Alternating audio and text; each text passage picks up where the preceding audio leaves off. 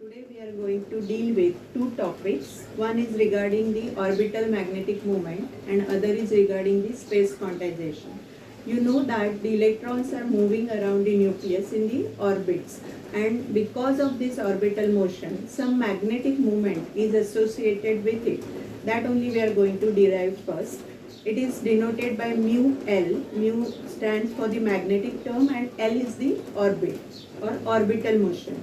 Actually, when electron performs this type of motion, it is equivalent to the current carrying loop, and therefore this magnetic moment is equal to the product of the current and the area. So we are going to write regarding that magnetic dipole moment, it is equal to I into A.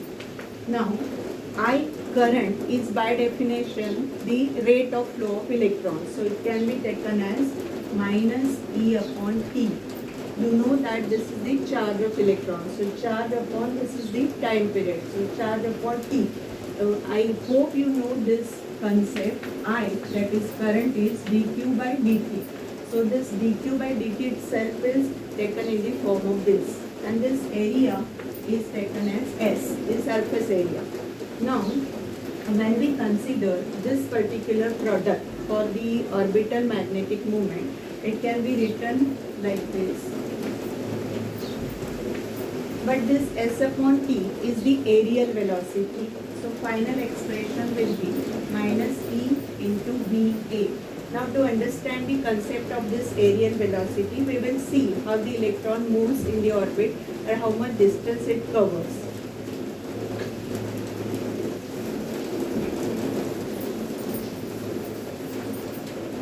If we consider the elliptical orbit like this can be the center, and suppose initially the electron is at this position, so we can trace it. Now from here it is moving in this direction, so after some time, suppose it is over here, so this arc and corresponding angle, this is d theta, and obviously this will be taken as the radial distance, so this part will be r d theta. Considering this aspect, the aerial velocity is taken in terms of half r square d theta by dt. Now this d theta by dt can be written as theta dot for simplicity. So it is like half r square theta dot. Now we already have used this VA in our earlier equation. Later on we will substitute it there, but I will first write down that equation. We had magnetic moment as minus E into VA. So later on we will substitute the value of VA. But for that we have to go back to the concept of the orbital momentum L. And this orbital momentum L in terms of theta is this m r square d theta by dt. So it also can be written as m r square theta dot. Now we have two equations. L is m r square theta dot and VA is half r square theta dot. So we are going to correlate these two equations. For that what I will be doing is I will divide this L by 2m.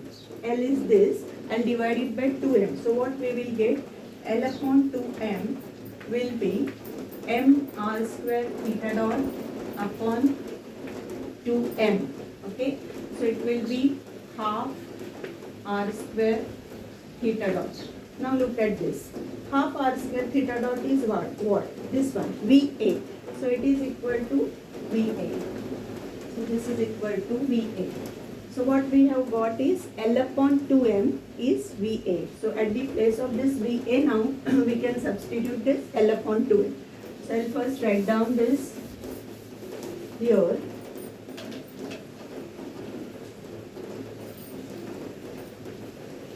VA is L upon 2m. Now we want magnetic moment. So that is minus E into VA. So at the place of VA, I'll be writing L upon 2m. Now here I'll just take this minus E upon 2m aside.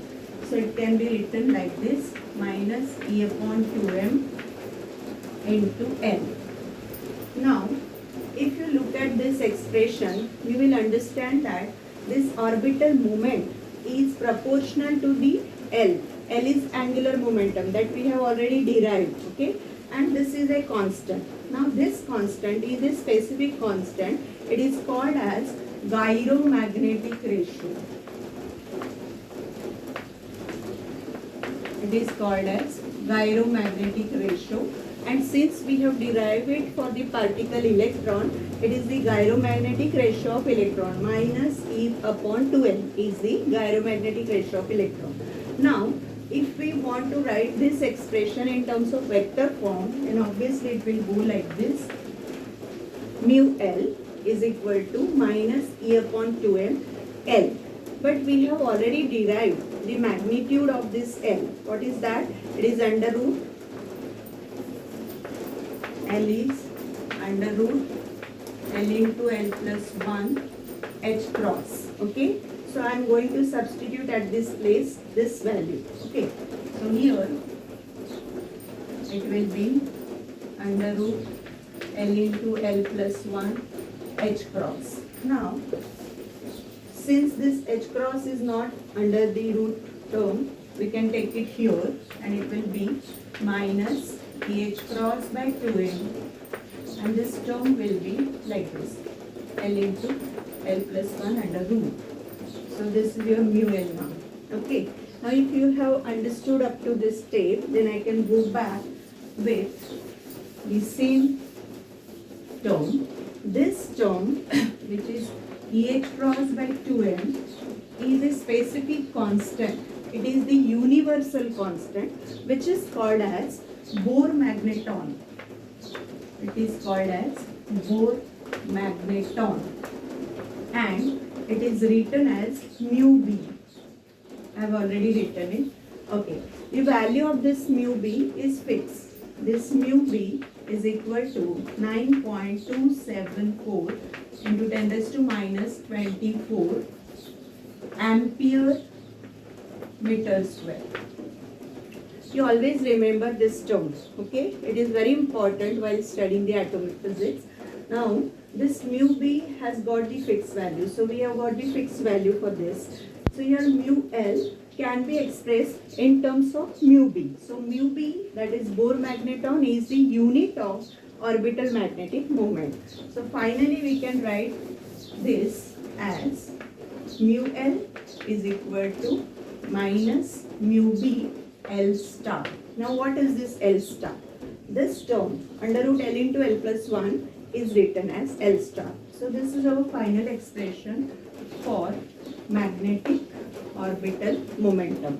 Now, when we consider this particular concept, you should know that if the atom itself is placed in external magnetic field, then its energy is changing. It is added. So there is some additional energy. That additional energy is because of the magnetic effect. So it is called as the magnetic energy.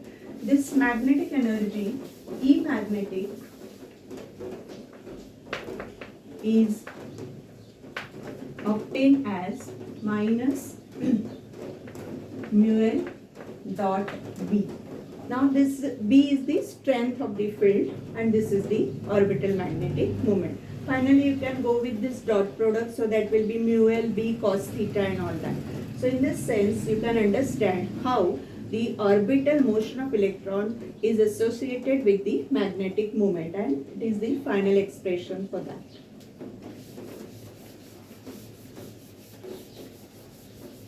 Now we are going to see one more interesting topic, and that is regarding the space quantization or LZ quantization. First of all, you should know what is quantization. To be quantized means to be specific. Suppose we have any term, and if it is possible that that term cannot have any random value, it means that there are certain values for the particular momentum or any term. And for that purpose, we are going to see how the angular momentum is quantized in space. So we are going to have the concept of space quantization or quantization of LZ. Now, for understanding the quantization of LZ, we will have to go back to what we had derived in the earlier lectures or what we have seen earlier. For that, we'll see the operator, LZ operator, and this LZ operator will be considered in the form of spherical polar coordinates. Now, what are the spherical polar coordinates? You have seen that psi is expressed in terms of what? R, theta and phi. So, in that term, we are going to see this LZ is minus IH cross dou by dou phi. Now, see again we have back to the term dou. This is not D, but in the next steps we will again go back to D. Now, see here, it is the operator, so we are going to operate it on wave function psi. So I'll be writing it like LZ is operated on psi. So obviously on the right hand side also we'll have to see it in terms of this. Now we are going to substitute this psi. Psi is what? R, theta and phi. Okay. I hope you remember this. Psi, R, theta, phi. And these are all the big terms, not the small letters, right? Now this psi, R, theta, phi, I'll substitute at the place of this. So it will be R, theta, phi. Means we are differentiating the whole wave function psi with respect to phi. So what will happen to R and theta? These two terms will be constant as it is, and we can take them outside and then we can write it in terms of what? D, not dou. So the next term will be like this. LZ operated on psi will give us minus IH cross, where R theta will be outside and it will be D phi by D phi. Okay, now see here, when we go with this D phi by D phi, this is capital phi and this is small phi. That you should always remember. Now, I'll go back to the operation. We have attained this equation. Okay. Now, I hope again you remember this. Phi is A e raised to I ml phi. Where we had come across this? While solving the phi equation. We had obtained the value of phi in terms of this. Okay. Now, here what we need is d phi by d phi. Means we want to differentiate it and then we can substitute it over here. Okay. So now differentiate it with respect to phi, d phi by d phi. Now this is a constant, so it will remain as it is, and this form of differentiation is like e raised to x. So it will be x e raised to x. So this will be I ml, again a will be as it is, e raised to I ml phi. Now look at this term. Here a e raised to I ml phi is phi. So this term will be I ml phi. So your d phi by d phi will be I ml phi. So at the place of this d phi by d phi, we can substitute I ml phi. So I will be doing the same thing.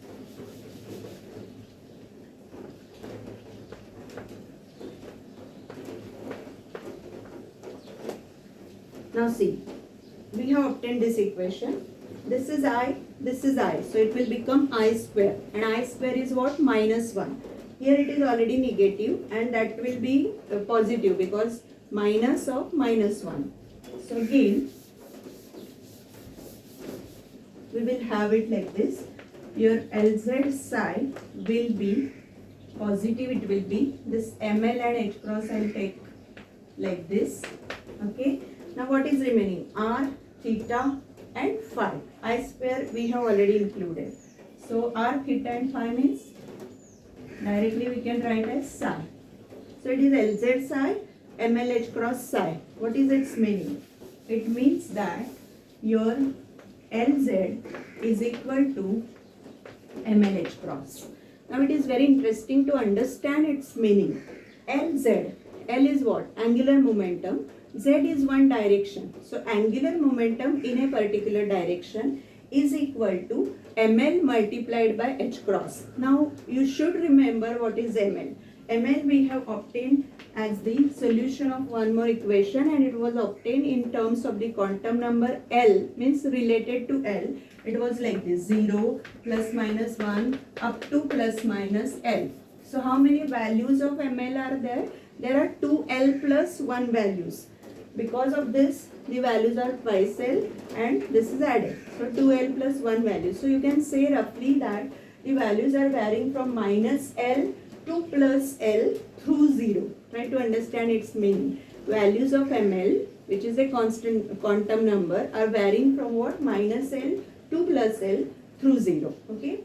At the place of this, we have to substitute all those values and you will understand its meaning that we cannot have any random value for ml. If ml cannot be random, then obviously your Lz cannot be random. Now with what this Lz is related? Lz is related with the orientation of angular momentum. So it can be expressed in terms of this. Suppose this is your z direction and this is the z direction. So we have Lz along this direction. This is L. Now if we have the perpendicular over here and this is your angle theta, this is the origin. Okay. Now what will be your cos theta? Your cos theta will be Lz divided by L. So we have cos theta is equal to Lz upon L. Now Lz we have derived just now. Lz is mlh cross. What is L? L is this. L is under root L into L plus 1 h cross. So this is L star. So your L is this. L star h cross. Okay. So we have L as L star h cross and we have Lz as ml h cross. So we can substitute to get this cos theta. Your cos theta will be Lz means ml h cross upon L star h cross. So your h cross, which is a constant, will get cancel obviously and it will be like ml upon L star. Now values of ml are fixed. So how many or which values of cos theta we can have? We can have the values of cos theta like this. You can start from that minus L. So it will be minus L upon L star. The next value will be minus L plus 1 upon L star. And we can go like then 0. Then it will be 1 upon L star. And it will finally go up to plus L upon L star. It means that cos theta has got fixed values. Cos theta has got fixed values means theta has got fixed values. Why theta has got fixed values? Because this orientation of L is only possible in certain directions, not randomly.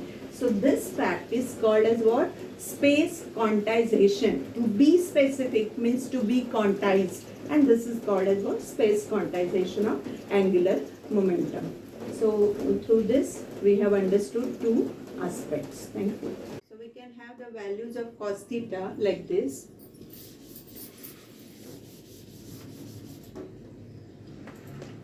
Cos theta will be minus L upon L star, then minus L plus 1 upon L star. It will go up to 0, then 1 upon L star up to plus L upon L star. It means we can have only certain values or specific values of cos theta. Cos theta is specific means theta is specific. And theta is specific means it is quantized. So this is the meaning of quantization of angular momentum or the space quantization. Thank you.